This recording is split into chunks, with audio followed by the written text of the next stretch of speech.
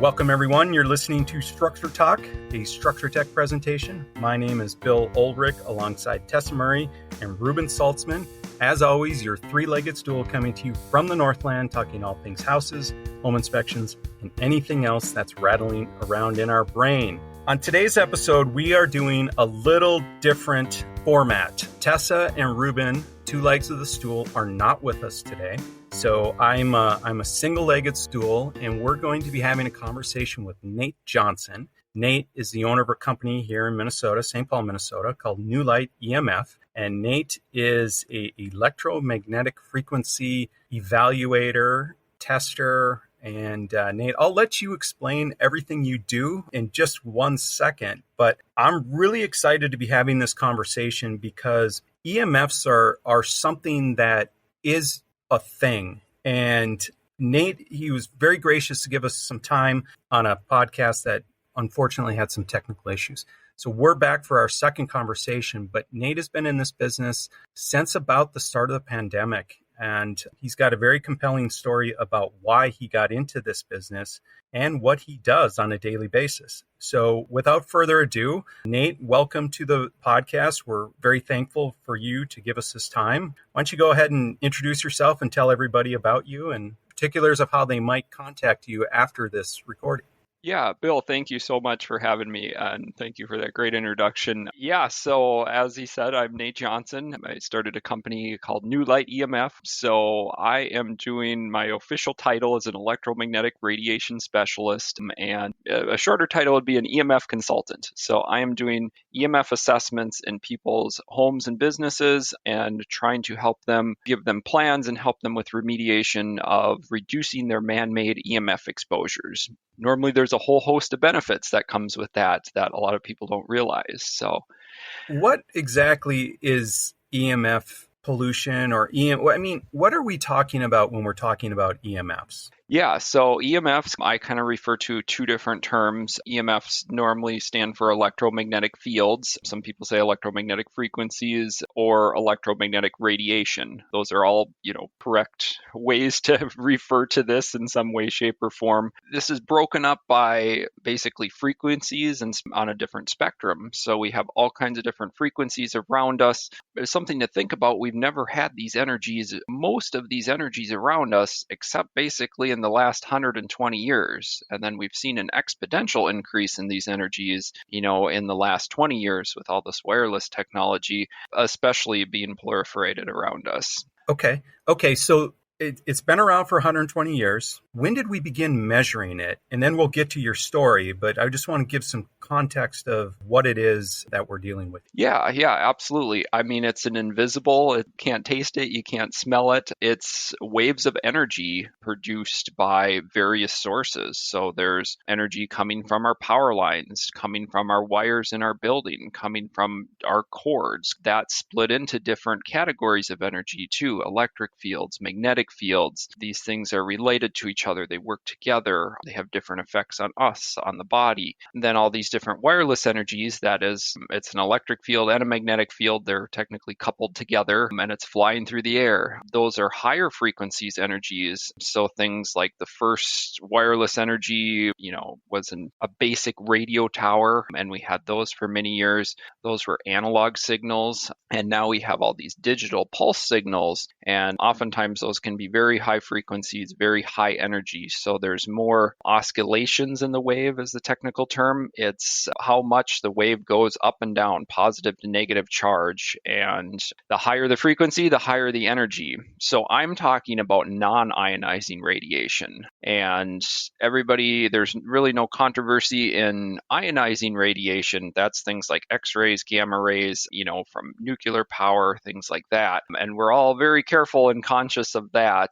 But a little more controversy exists with the non-ionizing radiation. But I believe they have at least enough for biological concern and a biological effect. I know they have on me personally and a lot of people I've met and clients I've met. And that brings us to the story of how you got into this business. So can you go ahead and sort of recap maybe the last 3 to 5 years in how you got to the chair of New Light EMF? Yeah, thank you so much. Yeah, so I've been trying to take care of myself, been into, kind of health, natural health for a while. My wife and I eat, a mostly organic diet. I was working out at the time. I don't get enough exercise as I should now, but I still do try to get some exercise at least every day. So Entrepreneurship can do that. yeah, well, a whole lot of things, but my point is I've, go to great lengths to try to take care of myself and to live a healthy lifestyle. Well, I was working at a refrigerated cold storage and trucking company, and I got a different position. I was basically an inventory manager there. I moved to a different desk, and I started feeling just really crummy at this new desk. I never felt great in the building before, and there was, kind of spots on the ceiling tiles too. So I think there were some mold issues too. But when I moved to the different desk, I started getting some very strange symptoms. I got burning in my shins. It felt like somebody was doing these like little kicks on my shins. It was a very weird sensation, obviously not comfortable. And then I had this pressure in my head like I've never felt either before. It felt like my eyeballs were being pushed out of their sockets, like this intense pressure in my head. I was getting just, normal headaches too. I brain fog, hard to focus, concentrate. I had extreme fatigue too. Like no matter how I slept, I would be tired at, 9, 10 a.m. the next day. So I'm just like, this isn't good. And I was getting regular chiropractic adjustments, like I said, eating organic, working out, and just, like I said, trying to take care of myself. So I'm like, why is all this stuff happening to me? And I'm 35 too, so I'm not that old. So I felt like I was falling apart basically. But to say all that, I believe in God. I believe it was divine guidance. He kind of set up my situation to where it was something I was supposed to do and look into. I did this weird internet search. I was searching online, natural health blogs and stuff, reading about EMFs. I found some different blogs talking about those. And, all I knew to that point was, well, cell phones could probably harm us. And I didn't carry my cell phone in my pocket. That was really the only lifestyle change I knew. That was really the only, like I said, only thing I knew about EMFs to that point. Well, I heard this term dirty electricity and on one of these blogs, and I'm like, what the heck is this? That sounds kind of funny. So I did a search on that, and I ended up on Amazon, and I found this book on Kindle for like $1.60. And I'm like, what do I have to lose? It's almost free. He's almost giving it away. So it was written by a medical doctor, Dr. Samuel Milham. God bless him. He totally woke me up, and his book changed my life. His book is called Dirty Electricity, kind of popularized the term. That's a type of electricity that's higher frequency on our power lines, on our power systems. It's kind of everywhere nowadays too. So many things create it. That's a whole nother topic in and of itself. But I was actually reacting to the electricity around me at my desk. I was experiencing basically symptoms of what you call electrical hypersensitivity. I bought these filters that I plugged in around my desk, and thank God there was no wiring issues. It ended up, there was a lot of do's and don'ts with these filters, so pros and cons too, but it ended up working out very favorably for me at my desk. I would say like 95% reduction in symptoms. The burning in my shins completely went away. The pressure in my head completely went away. I had more energy. I had more focus. It was like night and day. And all of those things went away within about an hour of plugging them in. So it was You're like, kidding. yeah, 1 hour? it was very dramatic. Exactly. So I kept them plugged in for a while. Obviously, I'm feeling better. I want to feel better. I had a power strip like right against my feet too, and just the common sense, I just moved that back to the wall like as far as I could while still having all my office stuff that I needed plugged into. So just distancing myself from a source, and those filters really reduced these harmful electric fields that were radiating into my body and I was reacting to. I thought maybe it's a placebo effect or whatever, so I pulled the filters out after a few days, and sure enough, the symptoms came back within about an hour too. My shins started hurting, my head started hurting. I'm like, okay, there's really something to this. And that was the beginning of my path that I wanted to learn as much as I could about this invisible energy around us, and got laid off, which was a blessing in disguise because it set me on this path to seek the professional training and start the company. A lot of what you described early on, it was like this was all happening at the beginning of the pandemic. And we can be clear, you didn't have COVID, because some of these symptoms you're talking about do sound very much like the virus. But how long into this new job did you start connecting the dots, just from a time frame perspective? It took me a while. Like, I was at that desk for probably several months, almost a year, I would say. Oh, it was probably over a year, actually, slightly over a year at that desk, because I didn't have all those symptoms. I did feel kind of tired at my other desk, but it was a bigger desk. I didn't have a power strip as close to me. The electronics the cords weren't as close to me at that other desk too. So I worked in a different position for that before I took that inventory position. And I wasn't experiencing, like I said, I get tired and an occasional headache, but it wasn't as dramatic as when I moved to that other desk where that power strip was like right against basically my feet. And, I thought, well, it's a power strip. It doesn't matter. It's just electricity. That was the life-changing moment. So yeah, it did take some time to put this all together for sure. But like I said, once I knew, I knew. Yeah, well, I guess where I want to go with this conversation is EMFs are real. Yeah.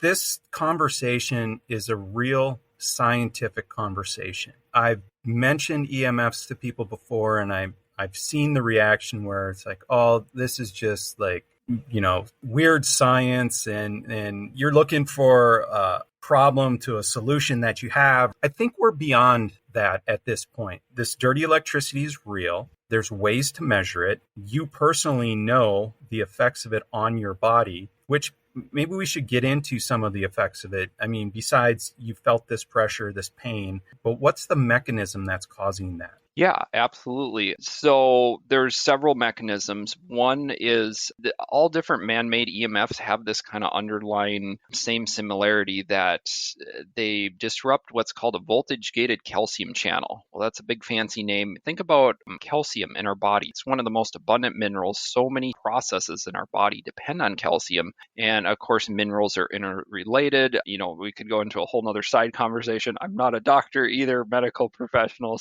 But I've read a lot. We only play one on the internet. So exactly. I've read a lot of the research, and I've listened to a lot of doctors and very smart PhD scientists explain it. But going back to these voltage-gated calcium channels, so our cells have these, hence the name, little gates on them that are controlled by electrical charges, voltage. And these charges, you think about, okay, we've been around for, whether you believe however we started in existence, but we've been around for a long time. Humans have been walking the earth. And like I said, we haven't had these energies hit our body until, really modern times. And so all this foreign energy is going into our body and disrupting this little gate on our cells, and it lets in too much calcium. It also messes up our sodium. So it kind of goes haywire up and down. It will either let in too much or not enough. It also disrupts nerve function. I mean, you think about our nervous system. Everybody knows that operates, by electrical charges. Nerves can fire at as little as, 15 millivolts. That's a little tiny charge. So they think, well, this is non-ionizing. It's not, extremely powerful energy. Well, no, we don't need extremely powerful energy to disrupt a lot of biological functions, I guess is my point. So it can create low-level inflammation kind of system-wide. There's a genetic component to this too, that some people can repair this easier than others. Also, just the general stressors and toxin load on our body, where we expose to heavy metals, to pesticides, to molds, all these different things that add to our toxin load. And if we have a higher toxin load to start with, I don't know the exact reason I reacted to those things, but I'm assuming, a little combination of a lot of those things I just mentioned, it can be co-contributing factors to be, having reactions to EMFs. But whether you can feel them or not, it still, I believe, is a biological stressor on our bodies, creating that low-level inflammation. I just talked about calcium. It also messes up how a lot of other minerals are handled in our bodies. So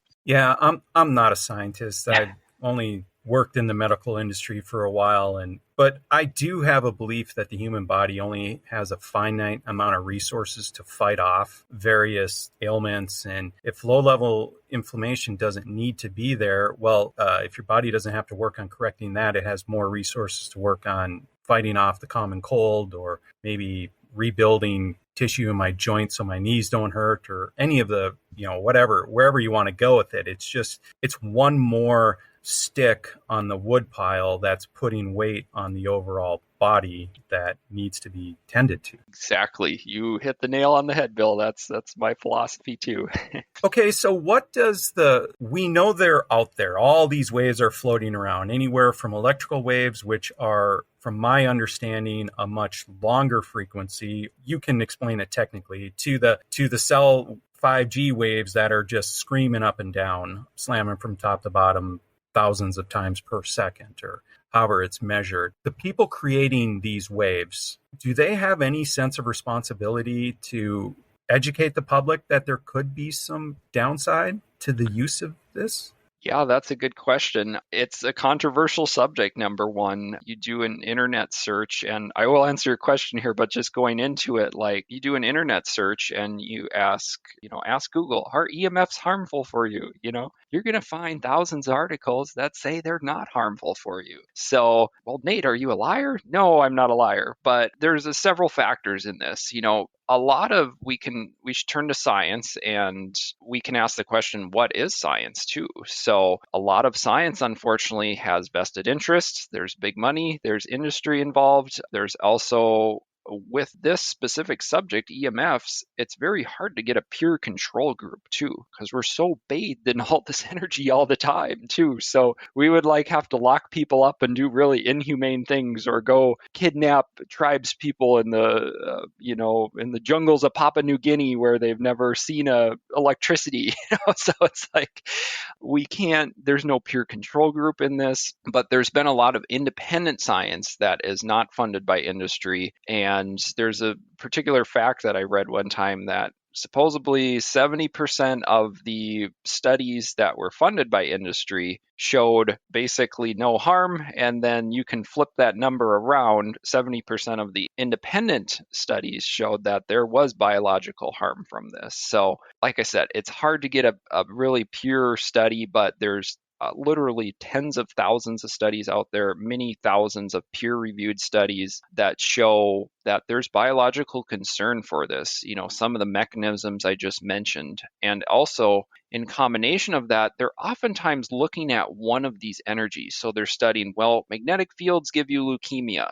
That's a very well-studied thing. It's been studied for decades, actually. Definitely contributes to childhood leukemia. I would say that's a solid, really scientific fact. But with that said, when we look at different exposures in combination with each other, well, what if you're in high electric fields too? Well, all of a sudden your risk factor leukemia increases by over 1,100%, according to one study. And then that's not even taking into account cell phones, Bluetooth, ear pods. Kids are falling asleep on their iPads, so a lot of different fields, and that study's not studying all those together. And then in combination with what I said too, did they have mold exposure? Are they dealing with Lyme's disease? It could be a million different cofactors contributing to these things. But I believe there's overwhelming evidence that we should put the brakes on, and industry should, there's a lot of liability at stake too. So like I said, money, we should put the brakes on a lot of this stuff, and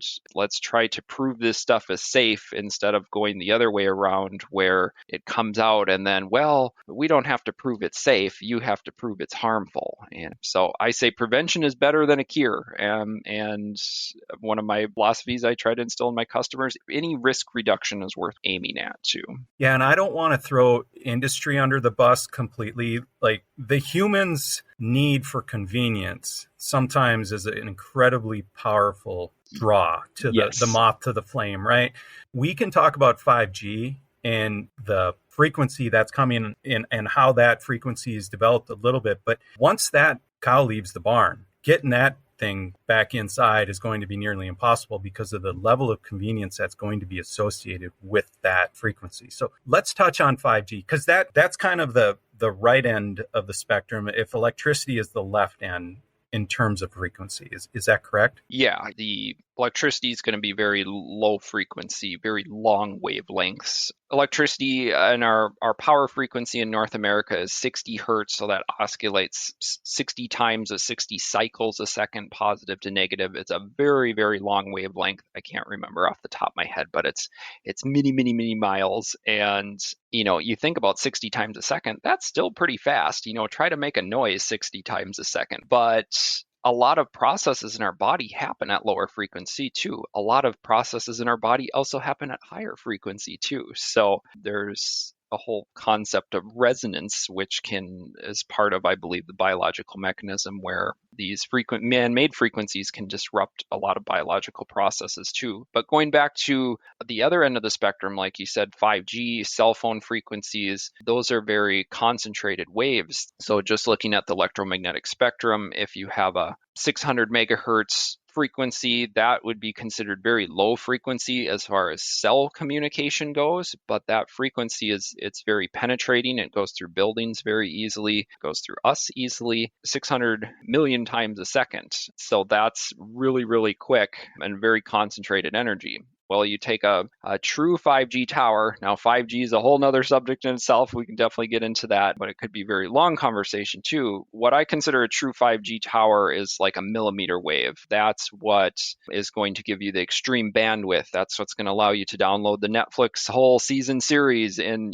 7 seconds. Whole nother conversation if that's needed or not. That's the convenience factor I was referring to. Exactly. That's the convenience factor. And I totally agree with you that the cat's out of the bag. There's some people in our industry that are like, we need to get rid of cell phones. I'm sorry, we need to think about using them smarter and redesigning them. I do not think they're going away for better or for worse, just because, like you said, they're so convenient and there's an addiction factor to them too. And that's another subject too. But going back to the frequencies, so a true 5G tower in North America, they're operating at 28.35 gigahertz to the best of my knowledge right now. There are different frequencies in development too. There's some 34, 37 gigahertz, I believe. And then there's even some higher frequencies than that too. But it's going to be the 28 gigahertz primarily in use now for the millimeter waves. So those waves are so short. That's going back and forth, oscillating 28 billion times a second. So that's very, very concentrated energy. It's very high frequency. Thing with that though is on the Verizon website, it used to say, we only guarantee this service outside. The wavelengths are so short and so concentrated, they need to put towers in so many locations, and they only guarantee the service outside because that frequency, that high energy does not go through almost all common building materials very well. Even drywall, windows, don't allow this very high frequency to pass in much concentration, and hence why they used to say they only guarantee it outside.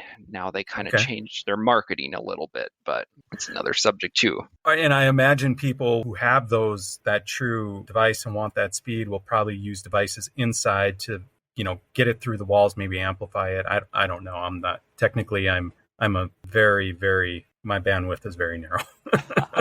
Well, yeah, so there's a lot of concern about 5G. I like what this engineer I follow, he says 5G is only 5% of the problem. So I like that saying, and we should look at all these fields as a whole. One thing I really am concerned about 5G is like in large events, think about US Bank Stadium or any other big stadium. They are putting the towers inside the stadiums now so people can get a true 5G signal. And then you think about this energy is beamformed. So that means it's a technical term basically that you think about the term beam. It's a beam of energy. It's much narrower than a traditional cell phone band, and it's much more concentrated too. Well, what if you're sitting next to 100 people with 5G phones trying to, restream the replay that just happened from a different angle or whatever? That's going to be a really massive EMF exposure where you're not typically going to see something like that in your house with the 5G signals. But if you go to a concert or a sporting event and the towers are inside the stadium, which they're doing in a lot of places. I know the Los Angeles Convention Center, some of my colleagues have taken pictures of the 5G,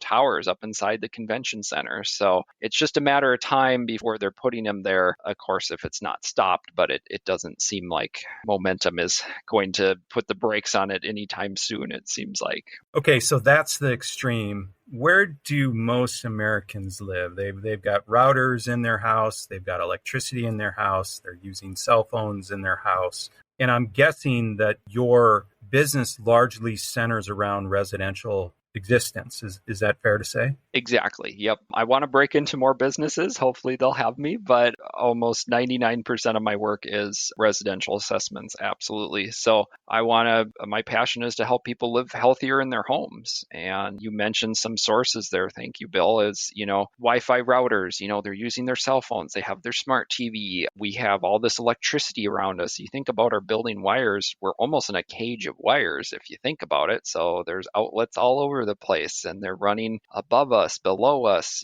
behind us. And those are carrying these, dirty frequencies too, so to say, to use the slang term, high frequencies. And all these things are biologically active. So I'm a big proponent of reducing, at the very least, I always try to encourage people to reduce their exposures in their sleeping area. So that's the most important time to reduce our exposures. Bodies, our cells don't need to be hit by this energy, and it helps us go into a deeper sleep when we clean up our sleeping areas. Can we explore the term biologically active? What are you talking about when you say that? Yeah, so I kind of alluded to it earlier a little bit with, some of the processes of our body. I'd have to look at a chart. I don't have it in front of me, but, there's different frequencies, that wavelengths, literally, that different organs, different processes in our body happen at. So when a frequency that's similar to that or is not similar to it, I guess both can have an effect to some degree. There can be a resonance when there's a similar frequency. That's basically, if I don't know if amplification is the best word, but it's an increase in that frequency that's already there by foreign energy that's coming in, and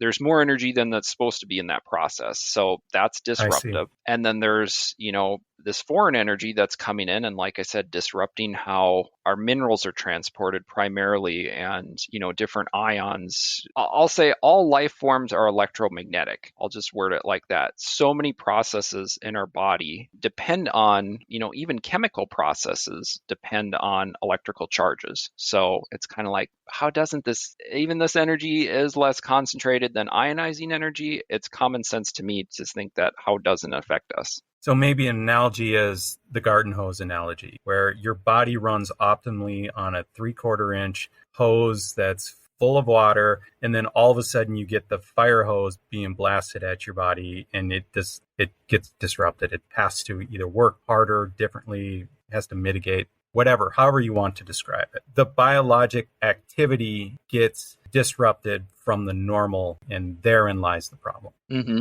exactly. Okay.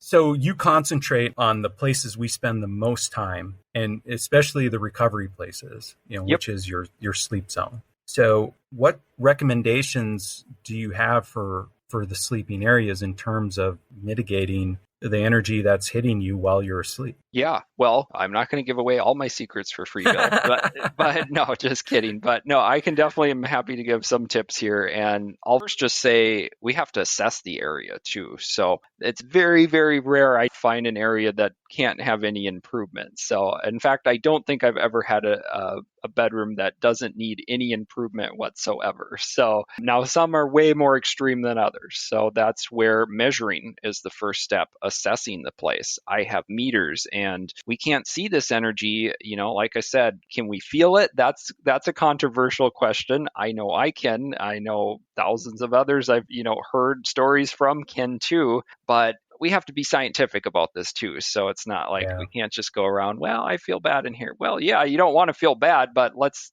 figure out why and let's quantify it. So my training, I was trained by electrical engineers at the Building Biology Institute. It's very physics based, it's very science based, and my meters are professional calibrated instruments. So I can detect all these different energies, like I said, just definitely starting in your bedroom and sleeping areas and trying to clean those up. So we got to prioritize the things. I see very high electric fields in most people's bedrooms. They got cords and clocks and cell phone chargers, very common, right next on their nightstand, and it's plugged in right behind their head, and that's emitting a really strong electric field all night long. And think about how close that is, the cord to your brain. So, beyond that, I identify circuits that affect your bedroom, can be magnetic field point sources, or I've discovered wiring errors, wiring issues, where that wire runs right below somebody's bed and is creating an extremely toxic sleeping environment. Well, let's talk about wiring just quickly, because most wiring is modern at this point. I mean, there's some old houses out there that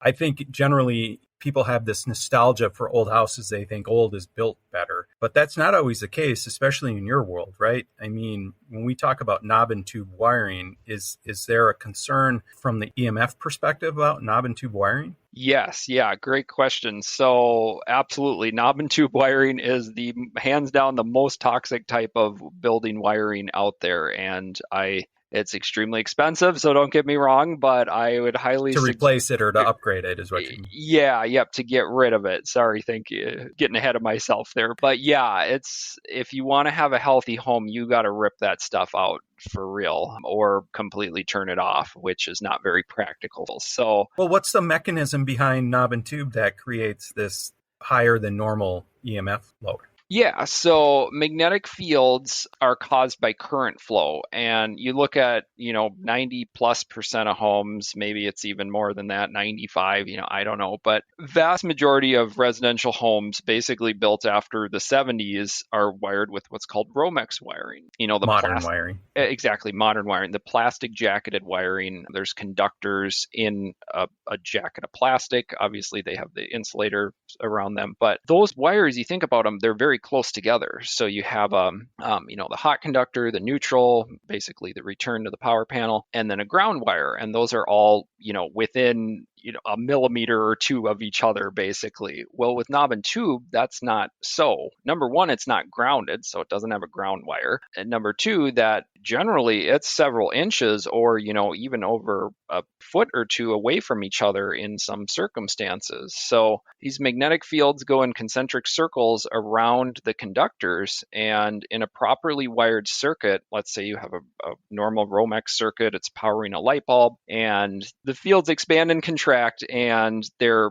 rotating in a certain manner. Well, the field on the hot conductor rotates in one way and the field in the neutral conductor rotates the opposite way. Well, in a Romex wire, those are so close together, they basically cancel each other out. So that field falls off in like 6 inches from the wire. So if you put the meter right up to the light switch or electrical socket, yeah, you'll get a little field, but it's going to drop off extremely quickly, even within a foot in a properly wired circuit. Well, that's not so in knob and tube wiring. Those fields don't cancel each other out because the separation of conductors. And then you're going to see overall very high electric fields too, because there's no ground wire. The ground wire does not drain off anywhere near all the electric fields, but it does drain off some of it. Electric fields are attracted to our bodies. They're looking for a path to lower potential, which is also the earth. So if you have a ground wire next to the other two conductors, well, next to the hot conductor primarily, that's where you're getting the electric field from, it's going to drain off some of that electric field to some degree. Romex wiring, I'm throwing out all these terms here, but Romex wiring is going to have high electric fields too, but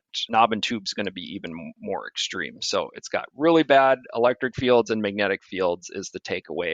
And those are basically constant when the power is on and you're using anything. The electric field's constant all the time, and the magnetic field would be constantly high if there's current being drawn in the circuit. So if a light's on, if, whatever, you're using power on that circuit like we do. Speaking of electricity, we didn't touch on the main suppliers of electricity. I mean, you drive through the city and there's overhead power lines everywhere. And then there's like super overhead. I don't even know how you explain them, but they're the big people out there with bringing all this energy. And sometimes they go right through a neighborhood. What does that look like in terms of concern for you? Yeah, so that's a great question. There's two terms for them. High voltage transmission lines are the big boys you're referring to, and then distribution lines are normally the smaller ones going into our homes. Like in our home, we have overhead power too, so that's a residential distribution line coming into our house. The distribution lines normally not as big as concern. I'm not going to make a blanket statement and say they're never a concern because they can be,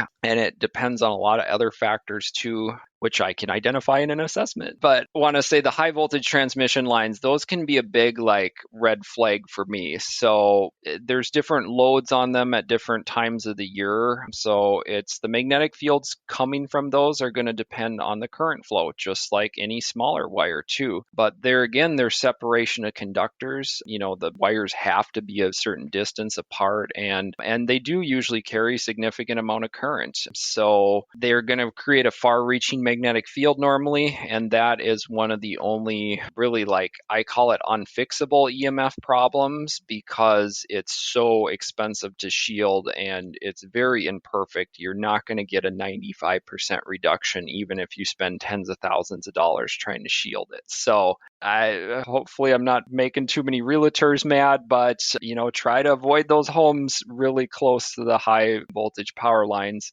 or hire me for a pre-assessment and then pre-purchase assessment, and then you'll know for sure if the power lines are too close, or if you have your own EMF meters too, you can figure out how to use them and what the levels are and what they mean. But we got to measure, and I can't make a blanket statement of like, well, a mile's too close or half a mile's too close.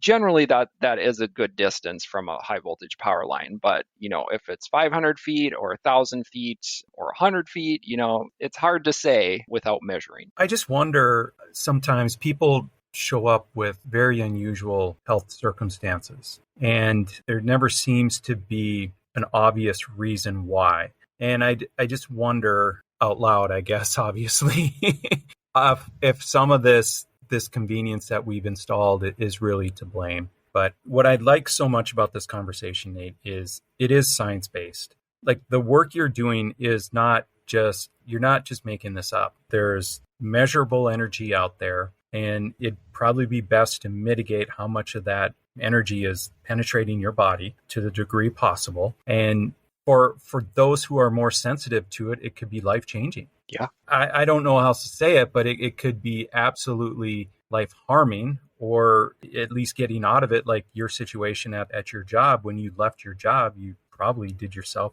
a favor by not having to run filters that are trying to knock down this electricity or these EMFs that are banging into your body on a daily basis. Yeah, absolutely. It's a great subject, and yeah, it can be life-changing, of course, for people who are sensitive, because they stop getting those horrific symptoms when they remove themselves from the exposures. And the very sensitive people, I definitely would recommend, I don't like to continually toot my own horn, but I definitely would recommend enlisting me or another EMF professional. To the not sensitive people who are just trying to optimize their health better, still, nobody, I don't want to be a fearmonger, but nobody starts out like, oh, I'm going to become electrically sensitive today. So it's a whole combination of, like I said, you were making the analogy earlier, the different stressors and toxins on our body. There's a breaking point for some of us. So sometimes it is a single event. People who've been electrocuted or had, high intensity shocks are actually more likely to become electrically sensitive too. So that's one factor, just one I'm thinking off the top of my head. But all these different exposures are adding up. And I've talked to people before who are like, I almost didn't believe it. I didn't feel it, for years and years and years. And all of a sudden, like, my hands started burning and tingling when I was using my cell phone. And I'm like, oh, maybe I should pay attention to this more. It's like, yeah. So it's, like I said, tooting my own horn here, but it's always a good time to reduce your exposures no matter where you're at. If you're like, I'm super healthy, I'm fit, I don't need to, you're you're reducing your stressor load on your body, even if you're in that rare circumstance where a lot of people are dealing with at least something nowadays for a health challenge. And I'll just say this, that I wish a lot of doctors looked at our home environments. So I'm not a medical doctor, but I'm an EMF doctor, so to say, for your house. So let me help you with that. Well, I'm watching you. We're doing this obviously through a Zoom style meeting, so I can see Nate. And it's not lost on me that the headset that Nate's wearing is connected with a cord. And we haven't really talked about Bluetooth technology. But what you just said, you see the super elite athlete every day out on the field listening to music as they're preparing for a big game or something like that. What is Bluetooth? Where does it fit into this conversation, and how concerned are you with Bluetooth technology? Great question. I mean, I'm quite concerned, just the widespreadness of it, the affordability of it. I saw Bluetooth headphones at the dollar store the other day. They weren't $1, they were $5, but still, it's like, oh my goodness, you can, and there's no warning label on them. I look at EMFs kind of like the tobacco of the digital age. There used to not be warning labels on cigarettes too. Pregnant mothers were encouraged to smoke too. So circling back, the dark ages of humanity. yeah. But I mean, it's a really good analogy in my opinion, that there's so many of these independent studies screaming that, hey, there's a concern here, but there's no warning label on these things. Prolonged use can cause glioblastoma. I always pronounce that wrong, but basically tumors in your brain, in your ear canal. Those are exploding. Unfortunately, that used to be a very rare condition, and Bluetooth operates, it is a lower intensity energy, but intensity is not the only thing that matters. There's something called modulation too. That's basically how the signal is communicated. So I kind of referred to it a little bit earlier, that all the wireless signals in the old days were analog.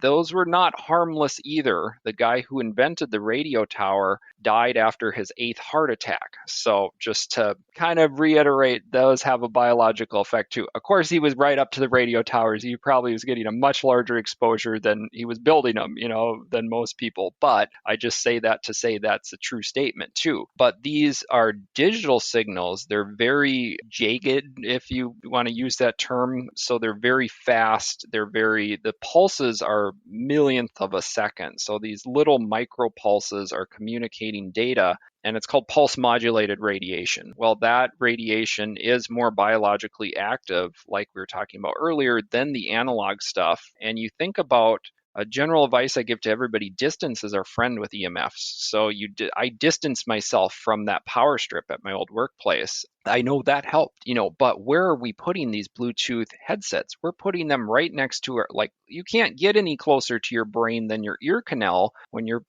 putting them in there. So even though it's maybe a lower power signal, and when I say lower power, it's not that low power. I'm just comparing it to, a 5G phone streaming, a 4K video or something, but it's right next to your brain. And that's very concerning to me. And I strongly discourage use of those, of pretty much any sort of Bluetooth, if you can live with it, but especially the earbuds that people are putting in there right next to their brains. That's sad. They're so convenient. Yeah.